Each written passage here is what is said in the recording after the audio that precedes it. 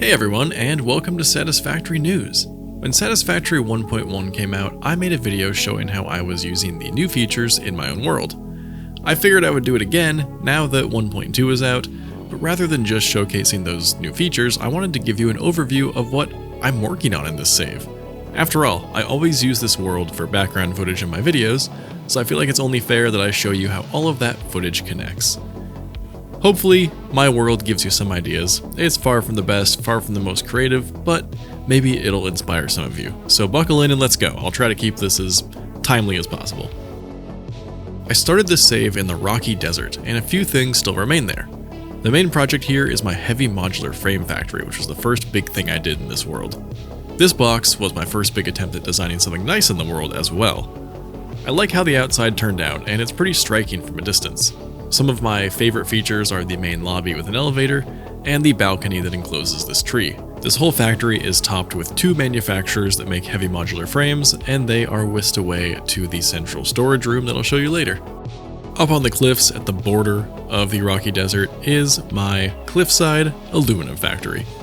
There's not much to say here, it's all open to the world, but I think it looks pretty good for what it is, and it definitely stands out when you're scanning the area. One of the main goals of this save was to find a unique place to build a central base, which contains the hub and a storage room. Eventually, I decided on a nearby location between the Crater Lakes and the Northern Forest, covering the lake at the bottom of a long waterfall that comes from the Lake Forest and Red Bamboo Fields areas. I used the color trick to paint concrete an extra bright white, and paired that with clean light blue lights and rounded shapes when possible. My codename for this base has been Atlantis, because I partially based it on Atlantis as it appears in the game Assassin's Creed Odyssey. It's not finished, but the vision is there.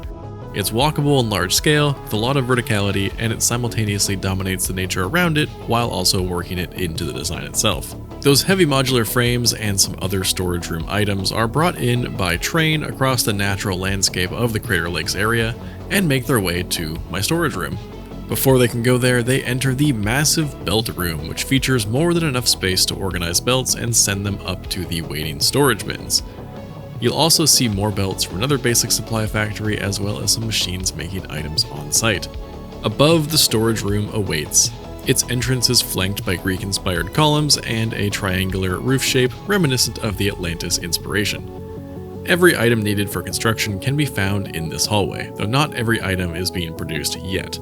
Above each storage container is a dimensional depot, so I always have access. The goal of this place is to just fill dimensional depots so that I'm always ready. The last feature of this base is the Organics Processing Lab. This setup lets me drop all my creature parts, slugs, and biomass products into one bin, and then it uses smart splitters to process everything. And I'm showing you this here as a reminder to use Sommer sloops in the production of things, especially power shards, that use a limited resource in the world. So that's the main base, but there's plenty more to see. Let's move on to the Blue Crater. I chose here to house my main fuel processing plant. I know, very original. I basically covered the whole lake with fuel gens, and I've built a turbofuel setup for even more power. This area is still in progress, as you can probably see by the train tracks that go nowhere, but it's serving its purpose as a power plant along with using nearby coal, sulfur, and nitrogen to create explosives-related items and cooling systems.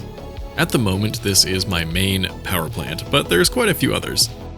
Of course, my original power plant was in the coal lake near the grass fields, and it still lives there chugging away until I want to repurpose the coal for something else.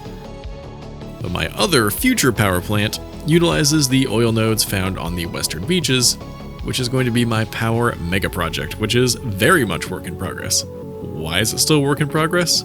Well, firstly, because I have a lot of power overhead at the moment, so there's not really a rush. But secondly, it's purposefully scaled to an unreasonable degree, at least for me.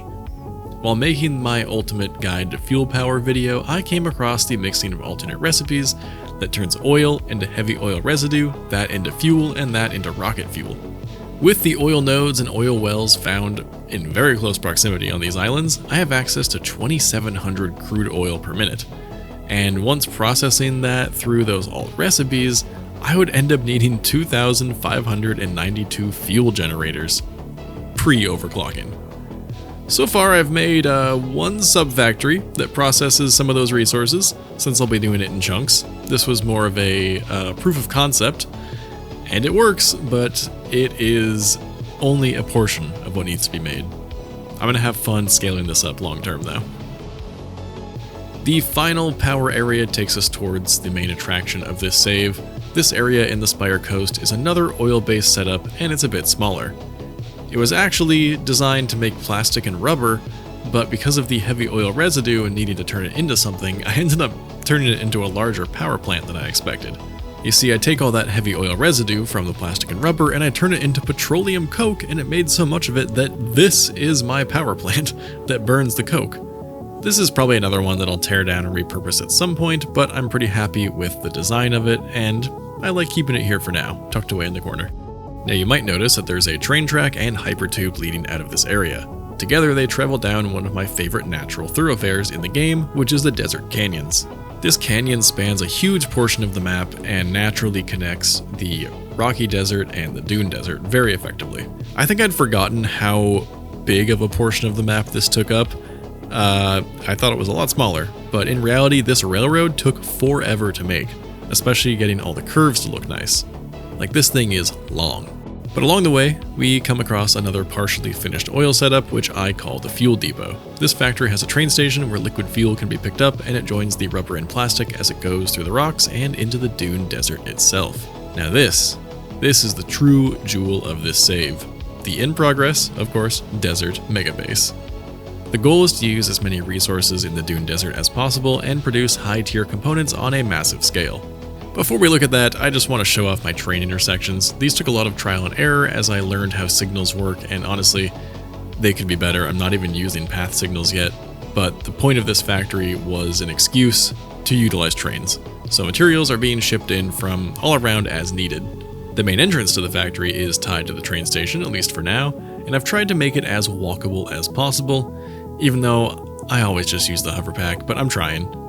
Once you get off the train or the hypertube, you can walk up the grand staircase, through the Greek-inspired columns, and into the hallway that took way too much time to get right. Up some catwalks, and we're in the main factory. This vast interior is lit by a combination of ceiling lights and signs, and it will kill your frame rate, especially with global illumination on, which is how I like to play. But I just love that it looks like it goes on, and it feels lived in. It's organized, yes, but it's also a little chaotic, with belts going every which way, weaving in and out, all while leaving more than enough room for expansion and weaving more belts through.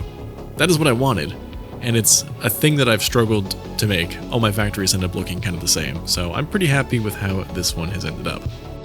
I have no idea how big this factory is going to be once I'm done with it, but I do want it to be tall and wide.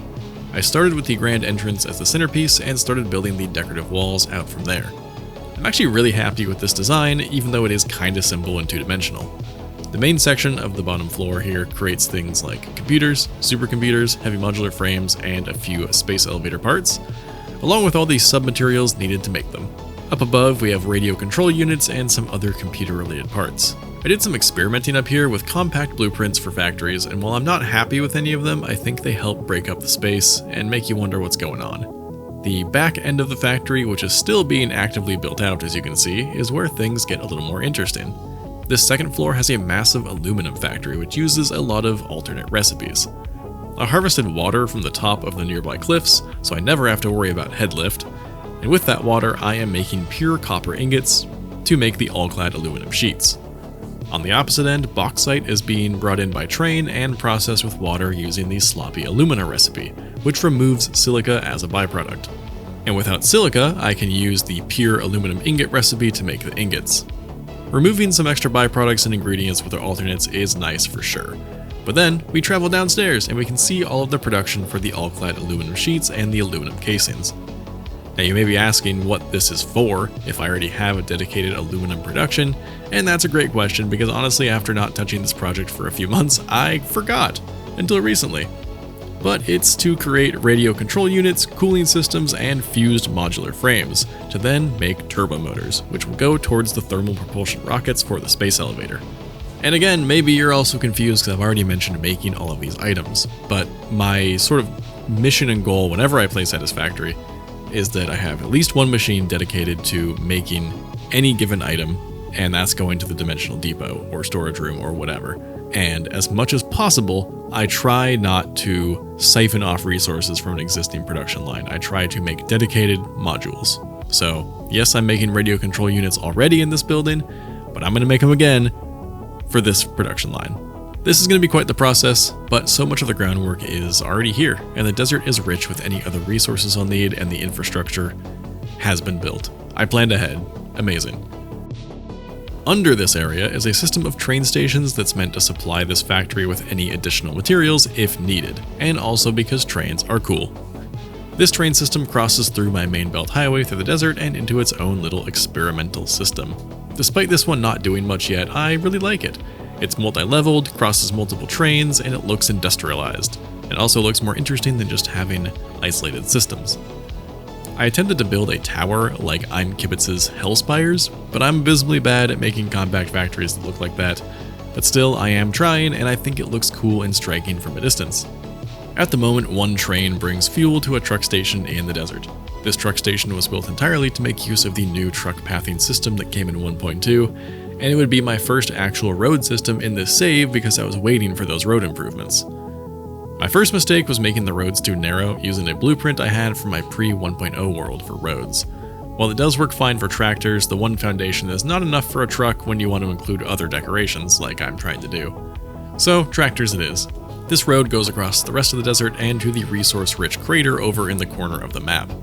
Ever since I first found this area in the game, I have wanted to build a massive geometric shape around it, and now I finally have. It's a bit simple, and I'll likely expand on it in the future to make it more interesting, but for now, I think it is awesome. So those are the broad strokes of my Satisfactory save right now. Of course, there are a ton of little details I could go into, but I don't want this video going on for hours. This is just a bit of an overview. Hopefully this video does a good job of showcasing how I'm using some of Satisfactory's best features, and how I'm trying to have fun with the game while maintaining efficiency. If you see any areas where I can make things look better, or work better, or be more fun, please let me know. I would love to know. I tend to get kind of stuck in my ways, so any comments like that would be super helpful, because we all play this game differently. Anyways, hope you liked this little change of pace, and I will see you in the next video.